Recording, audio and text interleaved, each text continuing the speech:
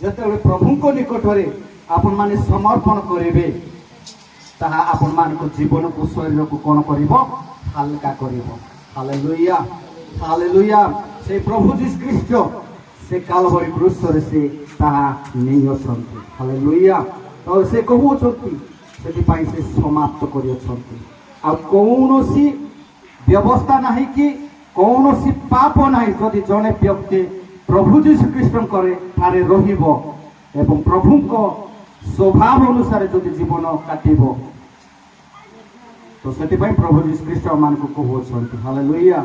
ଆଉ ଦ୍ୱିତୀୟ ବିଷୟ ଯାହାକି ଆମେ ଶେଷ ବାଣୀ ଦେଖୁଅଛୁ, ଲୋକମାନଙ୍କ ମନ୍ତ୍ରଣାରେ ଚାଲେ ନାହିଁ ଅବା ପାପୀମାନଙ୍କ ମାର୍ଗରେ ଠିଆ ହୁଏ ନାହିଁ କିମ୍ବା ନିନ୍ଦକମାନଙ୍କ ସଭାରେ ବସେ ନାହିଁ, ମାତ୍ର ସଦାପ୍ରଭୁଙ୍କ ବ୍ୟବସ୍ଥାରେ ଯାହାର ଆମୋଦ ଥାଏ ଓ ଯେ ଦିବାରାତ୍ର ତାହାଙ୍କର ବ୍ୟବସ୍ଥା ଧ୍ୟାନ କରେ ସେ ଧନ୍ୟ। ହାଲେଲୁୟା ପ୍ରେଜ୍ ଲର୍ଡ।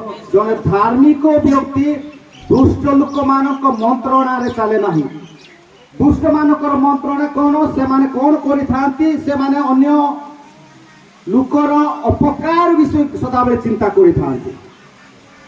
ଶୋଇଲା ବେଳେ ସେମାନେ ଲୋକମାନଙ୍କର ଖରାପ ଚିନ୍ତା କରିଥାନ୍ତି। ଚାଲିବା ସମୟରେ ସେମାନେ କ'ଣ ଖରାପ ବିଷୟ ଚିନ୍ତା କରିଥାନ୍ତି। କେବେ